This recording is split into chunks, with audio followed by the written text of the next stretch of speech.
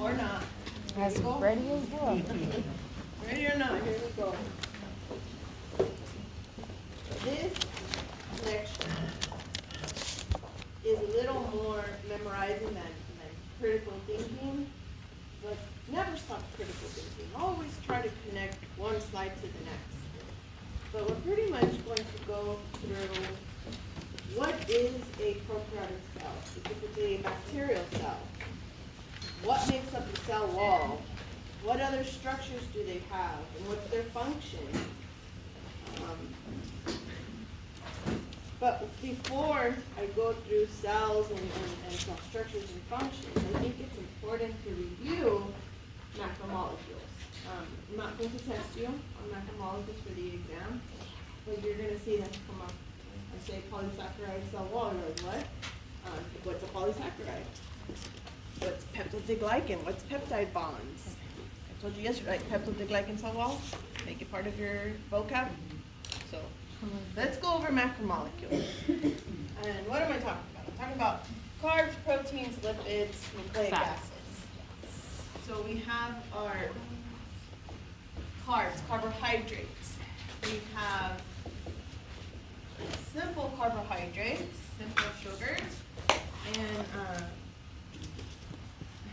the main one that we will keep discussing about throughout the semester is glucose, a 6-carbon sugar. It's actually not 6 carbons here, it doesn't matter. There's 6 carbons total. I think Karen can tell us exactly the molecular structure. Right? More importantly, glucose is used to create energy, which we will learn is ATP, and I'm sure many of you have learned about ATP already, but we'll learn it in more detail. And then another function is used to build structures. Today we'll learn about glycocalyx. What is that? A chain of sugars. So we take this simple monosaccharide, a simple sugar, and we make a different type of carb, which is a polysaccharide. And a poly, many sugars. A chain of all glucose, hundreds of glucose would be, what, does anybody know? There's actually thousands of glucose. This is starch. And starch, like a potato, a carrot, all those root vegetables, bread, pasta, the wheats, we then convert back into energy, right? Carbs. Polysaccharide. When a cell wall is made of only sugars, we say it's a polysaccharide cell wall. Today we're going to look at a cell wall that's made out of sugars and amino acids. So that, let's write one more. So another example is cellulose, plant cell wall, and then, not yet. So then we have proteins. Proteins are chains of amino acids. And there's 20 different types of amino acids. And we take those 20 different types of amino acids and using our genetic code, we create a specific sequence. And the sequence of amino acids will give a protein a shape, which gives it a function. So proteins, they have functions. And a big example that we're going to talk about when we cover metabolism is enzymes. But proteins are also structural, like your nail, your hair, and the peptidoglycan cell wall of a bacteria. So there's also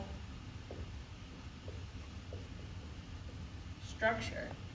And now I'm going to write our peptidoglycan.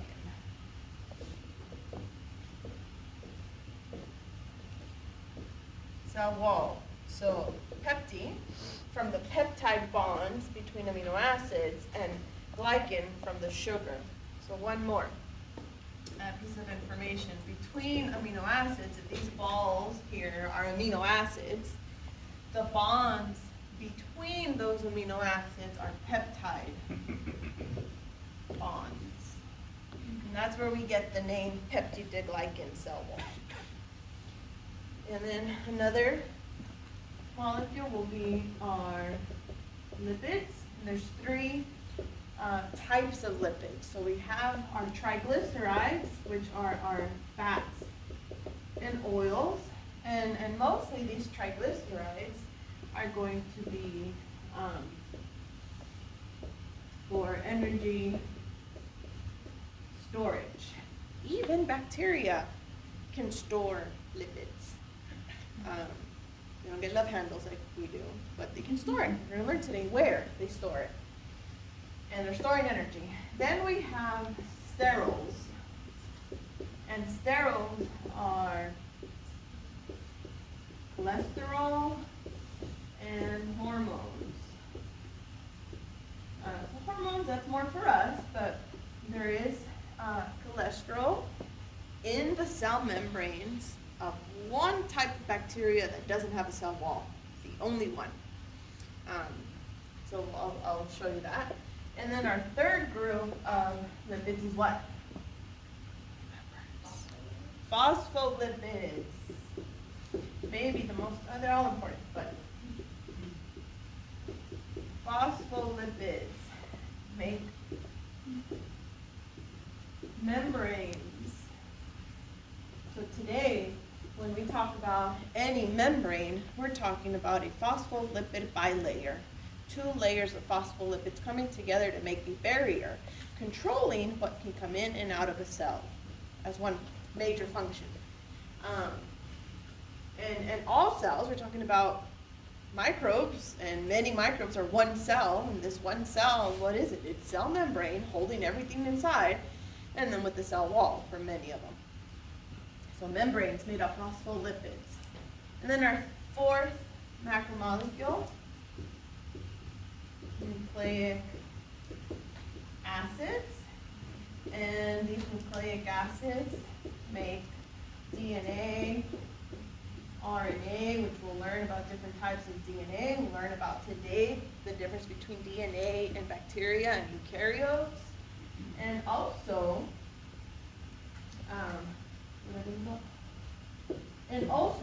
energy, ATP. Did you know that there's nucleic acids in ATP? In fact, the A stands for adenosine, and that is a nucleotide, which is a nucleic acid. So let's write here information, genetic information. And that's our macromolecules. And we're going to see all of them today in this lecture, but we're going to see them as part of the cell structures and functions. Questions?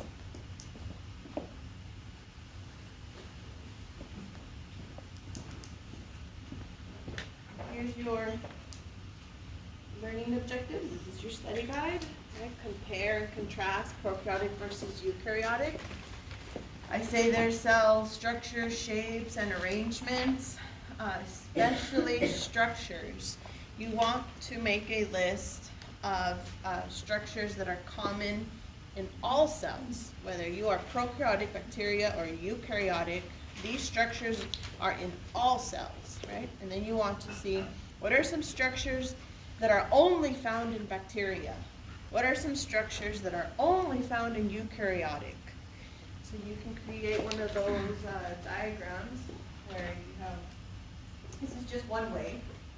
Over here is structures that are common in all cells, and then you have your prokaryotic and your eukaryotic cell.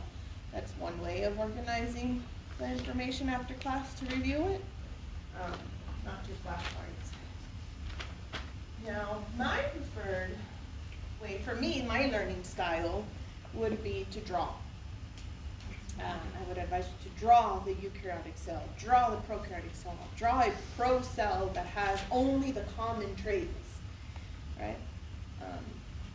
For me, that helps me a lot. But you do what helps you. And if you need help in figuring out what helps you, then come see me. Know the stains and how they work. We probably won't get that to there today, but we have tons of overlap in that second bullet point with lab.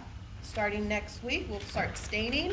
So even though lecture and lab is separate, and I will only ask you things that we cover in the lecture exam, do use lab to reinforce what we're learning in here, right?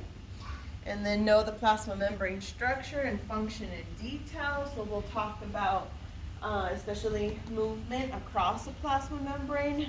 What is diffusion? What is osmosis? What is active transport? Cytosis, and that applies to both bacteria and eukaryotes, but in non-species.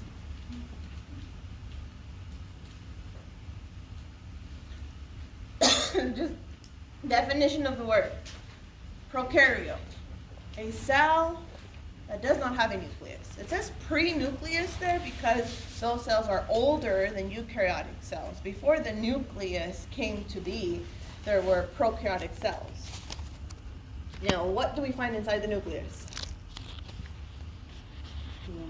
DNA. Bacteria still have DNA, they just don't store it in a nucleus. Right? So already you have a difference there, no nucleus. And then a eukaryote, meaning it houses its DNA in a nucleus. And here are some differences between the prokaryotic and eukaryotic DNA.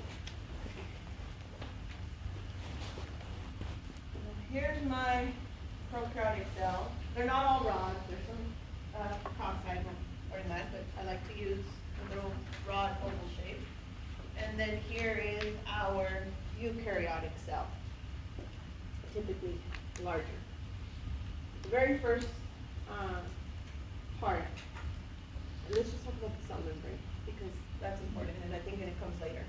So this black line is that phospholipid bilayer that makes up the plasma, or you can say cell membrane. Right? Same thing here. A eukaryotic cell has a cell membrane, both made out of phospholipid bilayers. And then a cell is not a cell without DNA, instructions to make more cells. A prokaryotic cell's DNA is organized into one chromosome. So chromosomes, think of all chromosomes is an organism's entire set of information. Right? Us humans, we organize our information in 23 different chromosomes, and we have 2 copies of each. Right? In bacterial species, they have 1 chromosome, and that DNA is circular. Say purple. So here is the chromosome of a bacteria. I don't like it. Hold on. We know that, or you should know that DNA is a double helix, right? Hopefully. So I am going to attempt to draw a double helix. You can probably do a better job than I. That is the circular chromosome of double helix DNA. And a eukaryote has multiple linear chromosomes. Depending on the species, they have different numbers. And these chromosomes are inside a nucleus, which is also a membrane structure. Nucleus actually has 2 membranes. No histones. Histones are proteins that tightly wound the chromosomes. In eukaryotic cells, we have more DNA than prokaryotic cells, and we have compact it and organize it, and we use histones to tighten it. So you can use, if you look in a textbook, I am sure you will not see this. This is just my own cartoon version. So here you have histones, no histones. Why? Because we need to compact tons of material into a small space. Prokaryotic cells don't have, let's add membrane-bound organelles or structures. Right? They do not have membrane-bound. That means that we're not going to see any more phospholipid bilayer inside of the cell. But, there's exceptions to it, but we will see membrane internally. But that membrane is attached to the cell membrane. So when we see those structures, remember, it's not a separate organelle inside of the cell, it's just an extension inward of the membrane. Versus eukaryotic, we already seen the first membrane-bound organelle, which is the nucleus amongst many others. Peptidoglycan cell wall. So we have two different types of bacteria. We have gram-positive and gram-negative. And the reason that they're gram-positive and gram-negative is because of the color that the stains stain the cell wall. So cell walls are outside of the membrane. And so we're going to put thick cell walls. And no, side note, it's a peptidoglycan cell wall. And then we're going to put our gram-negative that has a thin cell wall.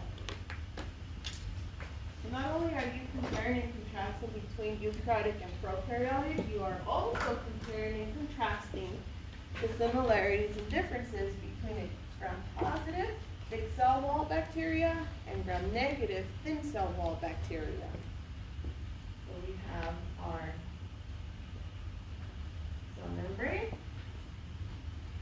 And I won't add it just yet. We're going to keep adding to that. Binary fission, so the way the cell divides. We'll have a whole slide on that later, but just for now, prokaryotes divide through binary fission. One cell makes two identical cells. That one chromosome gets copied and makes an exact copy of that chromosome into that second cell.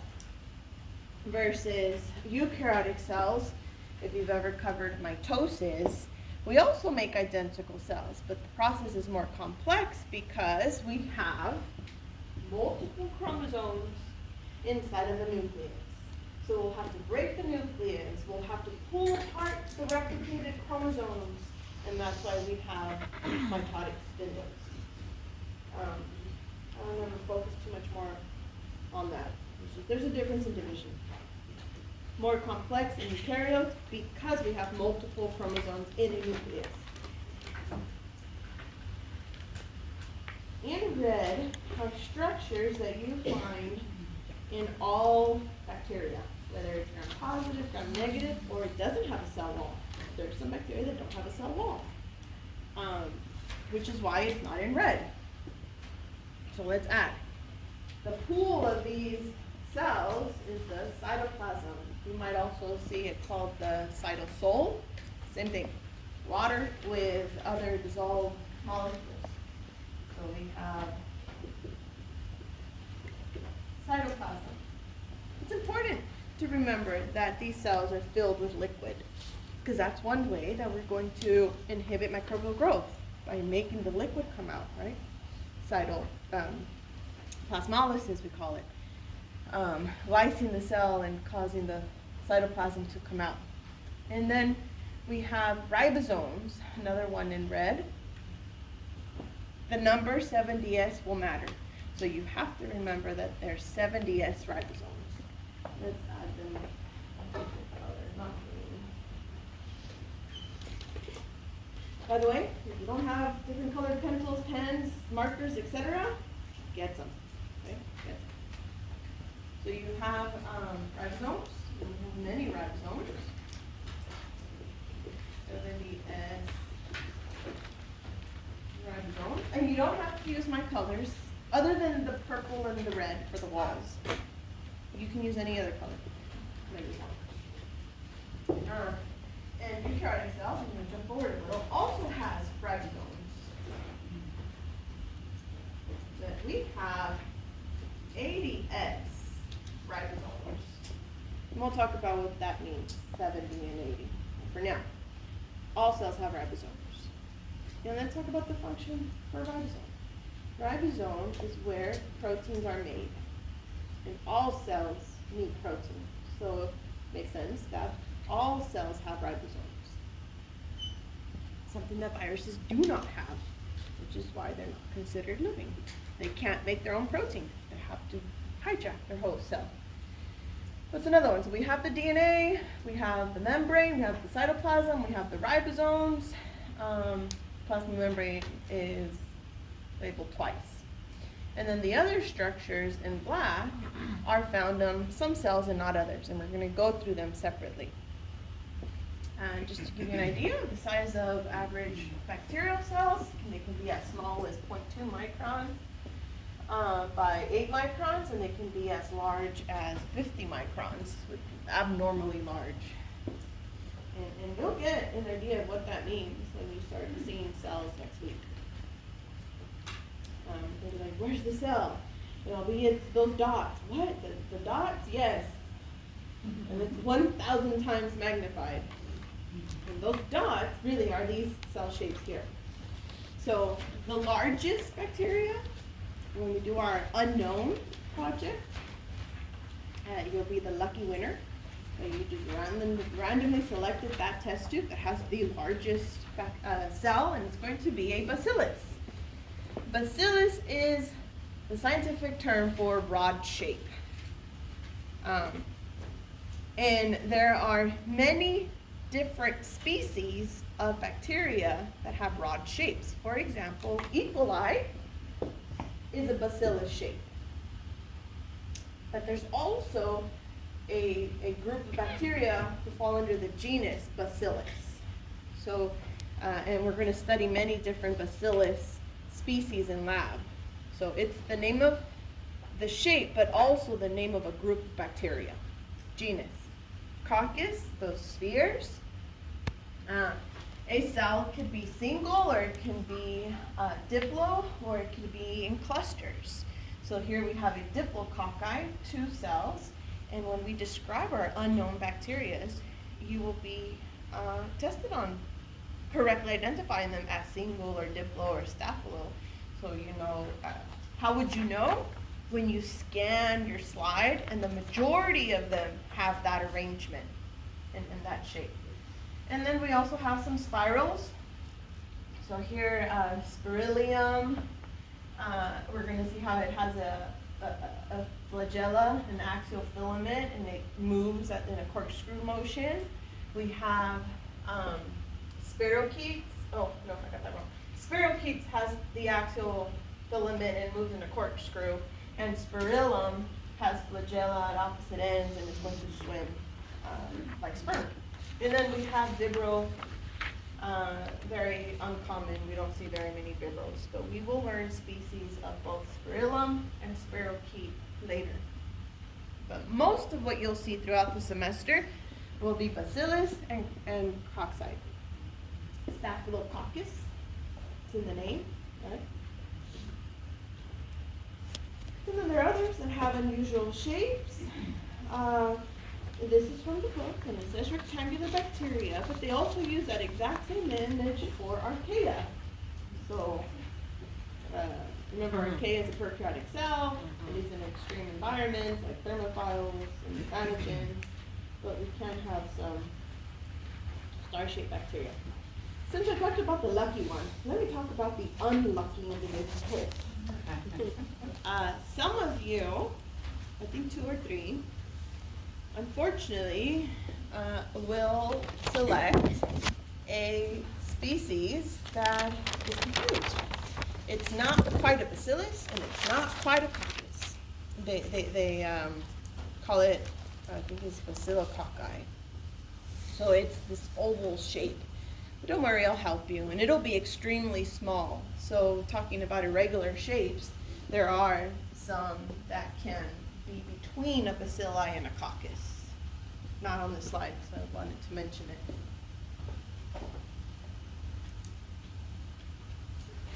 Now for arrangements, when we describe our bacteria in lab, starting next week, we want to say shape, bacillus, coccus. We want to say color based on the stain, but we also want to describe them in their arrangement. Are the majority of them single? If they are, we would say bacillus or cocci. That's their arrangement. They're single. But many others will be diplo, 2 cells together. Many will be strepto. Streptro, yes, streptro, caused by streptococcus. And that bacteria's arrangement is to have chains of cells. There is streptobacilli, we'll have some unknowns that are chains of bacilli. Staphylo means clusters, like S-aureus, Staphylococcus aureus, clusters of spheres. I've never seen clusters of bacilli. I've only ever seen clusters of spheres of cocci. We have seen tetrads here. We have seen diplo, single, and strepto of, here it is, Cocobacillus. They put it under arrangement where really it also describes the shape, right? It's one cell that's not quite cocci or bacillus, so it's Cocobacillus.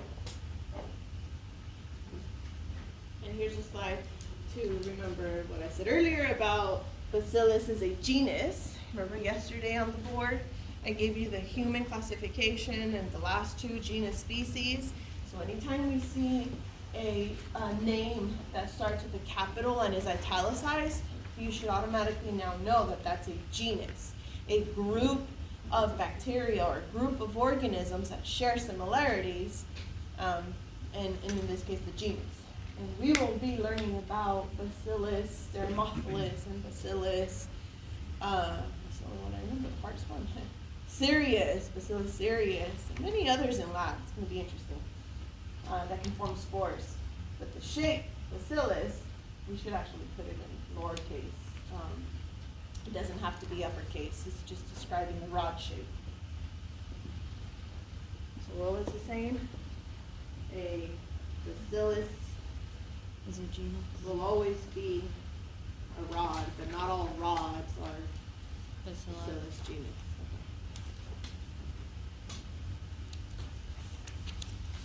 This is a cell right here. This is one cell. Right here's chains of these cells with streptobacilli. Anybody notice the green inside? These are spores. Have you ever heard of bacterial spores and how hard they are to kill? Those are spores inside that cell. We'll have a whole slide on them. So now let's go through the structures and functions, starting with the glycocalyx. The glycocalyx, if the species has a glycocalyx, it's going to be the most outer structure. So it's even after the cell wall. So, do I have enough colors? Just do that. Glycocalyx.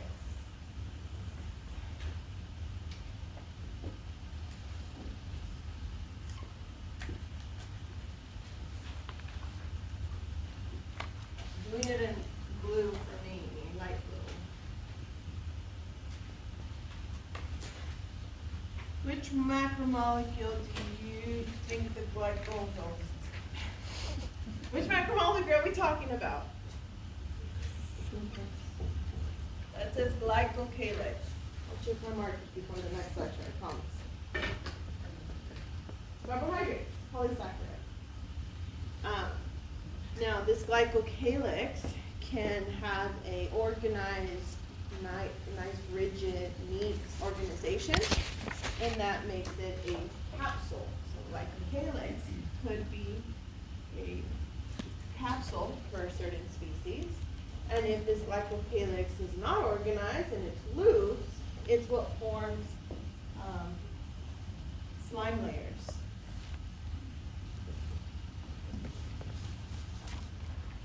And these two are important. There at the bottom, that last bullet point, it says it's most important in determining virulence. You might be asking yourself, why are we learning the structures of ourselves? Who cares if it has a capsule? Well, if you become infected, your patient becomes infected with a species that is known to have a capsule, it's of more importance because a capsule allows the cell to survive better, longer in your body. It doesn't allow itself to be destroyed by your immune cells. It's a lot harder to get rid of a capsule-forming species. And that's why those that have capsules have high virulence. So when there's a capsule present, it's going to stick to epithelial cells. It won't be destroyed as easily, making it highly virulent to lead to disease. And definitely you'll need some antibiotics. Right there, it says prevents phagocytosis, your immune cells destroying it. Yes. Is it this just on the prokaryotes, right? Or is it on the Capsules just for prokaryotes, yes. Good question. Capsules just for prokaryotes. Slime layers, unorganized, their function is to create biofilms. So the plaque on our teeth, the biofilm, and your dirty water, dishes, more importantly, the biofilm on air conditioner ducts. That's because of the bacteria's ability to make slime layer and then now have many, many cells connected with each other. And really what they're doing, they're creating this larger organism. They're no longer microscopic. Right now we can see them and they can cause big problems if we don't keep them under control. So they connect to each other and to the surface with their slime layer. And it's made out of polysaccharides. Questions? And don't misrepresent what it says and or polypeptide, which is proteins. Depends on the species. But we call it a sugary coat, so it's easier to remember the polysaccharide. You asked me about capsules. Capsules only for bacteria, but eukaryotic cells have a glycocalyx, but it doesn't form a capsule. It has a different function. Next structure, flagella. Flagella is a big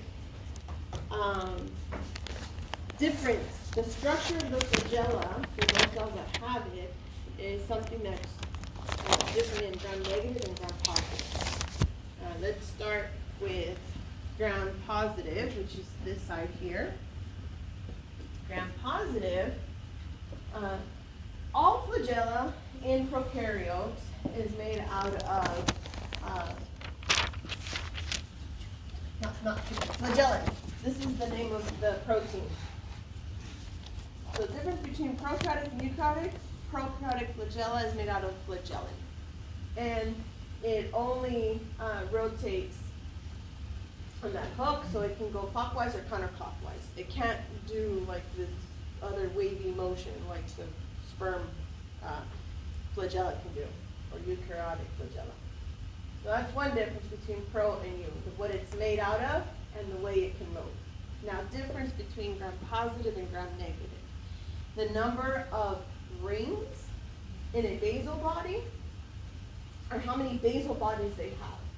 So here you have a basal body, and it's helping that flagella anchor to the cell. And in a gram-positive, where they have cell membrane cell wall, they only have one basal body, and each basal body is made out of 2 rings. So let's draw that. So here's my gram-positive. I have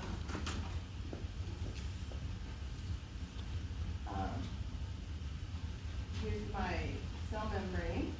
So my 2 rings in my flagella basal body, and then I have a hook.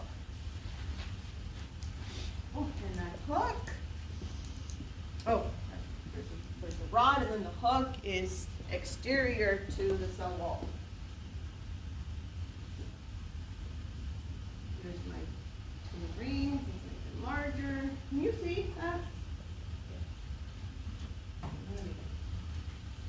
Exaggerate. So one basal body, two rings, and then the hook starts after the cell wall, and the purple the cell wall, and then now I have my flagella made out of flagellum. Label it, so you can practice, right?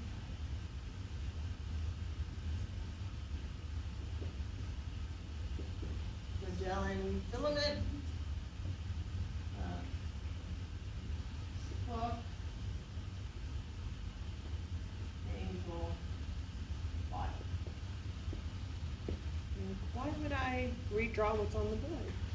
As you draw it, you're helping that information go into long-term memory. Your brain will remember that you wrote it. Gram-negative bacteria, I kind of have to introduce that second cell membrane now. Gram-negative bacteria have a second phospholipid bilayer membrane after their cell wall. Their cell wall is thinner than gram-positive, but they also have an outer membrane. And the morphology of the flagella has to deal with that outer membrane. So,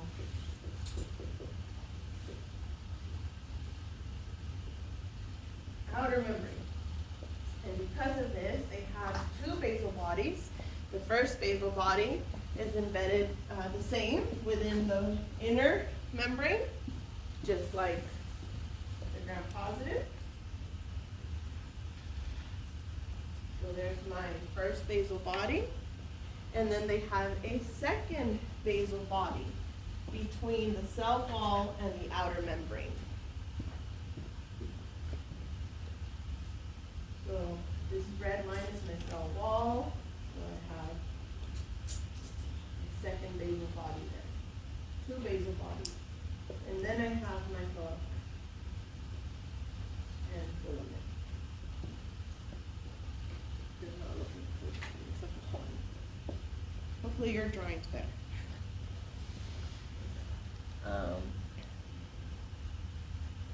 On this flagella, I'll mention now, it's not just a smooth filament. There's also proteins embedded that are not pictured there. But we're going to see how the different types of strains within a species can be identified by the type of proteins they have on their flagella. And those are sero bars. Outside. So, different species will have different number of flagella and different arrangements. Yes, you need to learn these terms. So, starting with species that do not have flagella, they are atrichous. So A again, lacking, without, and they can't move through aquatic environments. So that's not going to be species that we're going to find in aquatic environments because they can't move through aquatic environments. Then you have peritrichous, which is having multiple flagella throughout the cell's membranes. You have monotrichous, lophotrichous, and amphitrichous. All three are types of polar flagella at the opposite poles. If you are monotrichous, that means you have one, mono means one flagella at one pole. Lophotrichous, you have multiple flagella at one pole. And then amphitrichous, here we have a beryllium that has two flagella at both poles, amphitrichous. We have a really cool motile swarming species.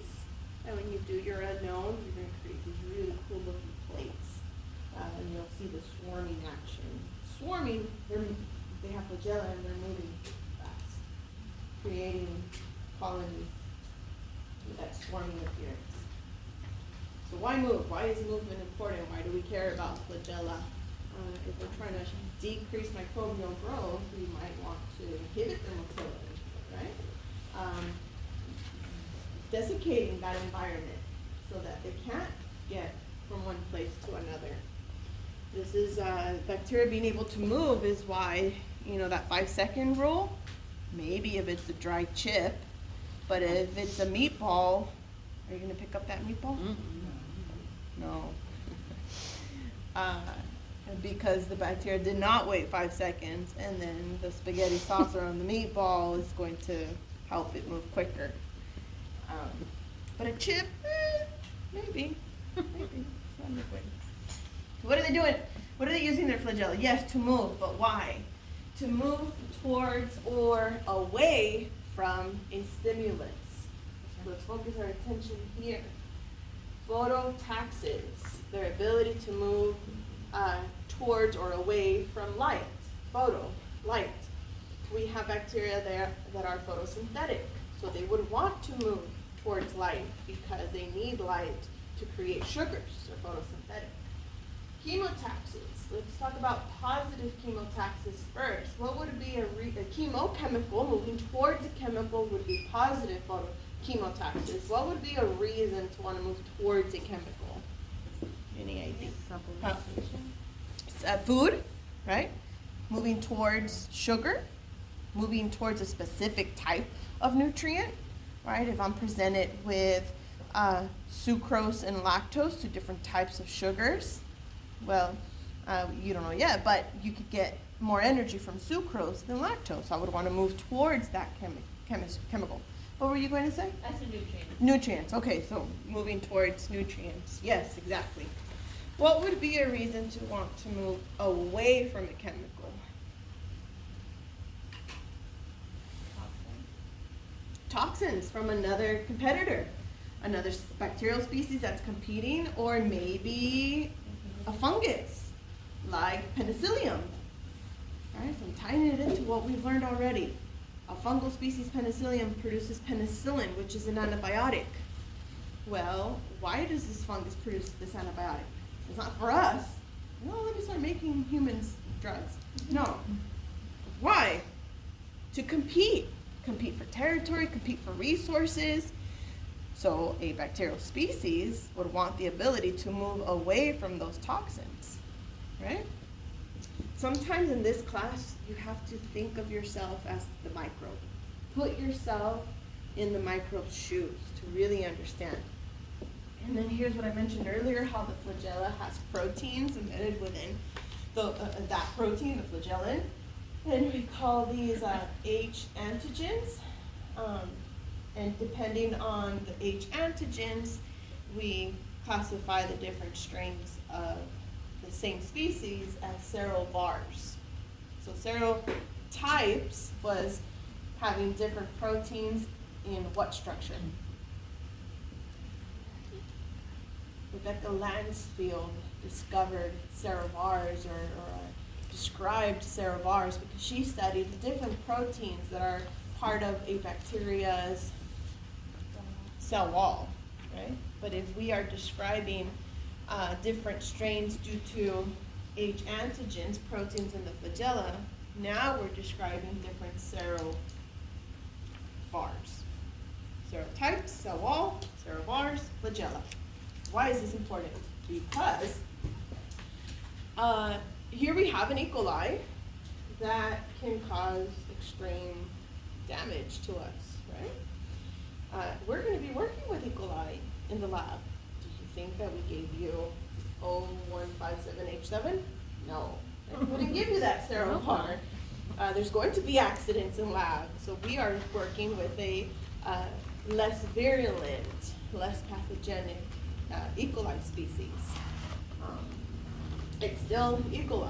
It's still Escherichia coli. So that's why it's important to be able to identify them by their different antigens. So yet another variation of a flagella. Now we say it's an endoflagella, and what that means is that it's wrapped around the cell. And in another term, axial filament. So now the filament, instead of being free-flowing and rotating on its own, it rotates and creates this corkscrew motion for the cell, and that's seen in the spirochetes. That's it, it's anchored at one end, and when it rotates the whole cell. Questions? Yes? If the bacilli have spores, would it have a thick cell wall or a thin cell We're wall? going to. Almost. But the answer's thick. But we have a whole slide on it. And it's not a rule. It's just that's what we see, and it's what's most common. I asked that same question when I first started. I didn't get a straight answer. But we deal with gram-positive bacilli that form endospores. We don't have any gram-negative endospore formers. Okay. What was I? Okay, moving forward. That was flagella. We're done with flagella. Now, more structures. Fimbriae and pili. So here's these projections that are coming off of the cell. So let's add some fimbriae.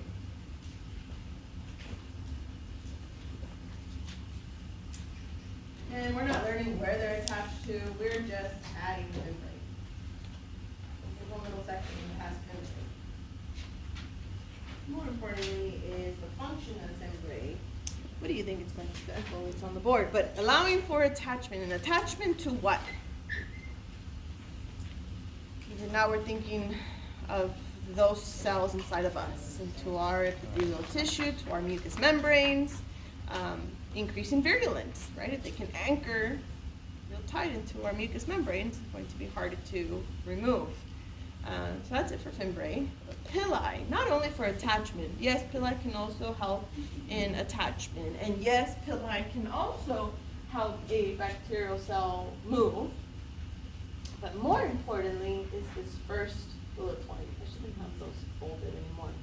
Fold this bullet point, because we will learn about conjugation. We will actually conjugate bacteria in the lab. We're going to set the perfect setting for two bacterial cells to get it on and make some DNA exchanging scenario. Pretty cool. So let's add pili to our cells. Just a different color.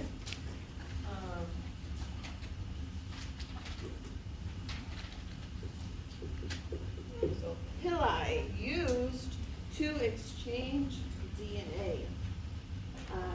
They are able to attach themselves to another cell that doesn't have pili, and they transfer over bits of DNA called plasmids. They're not there yet, but not their chromosome. They're going to transfer DNA that we call plasmids. And we'll learn about that. But for now, function. Pili attaches to another cell and transfers plasmids, transfers DNA during conjugation. Now for the cell wall.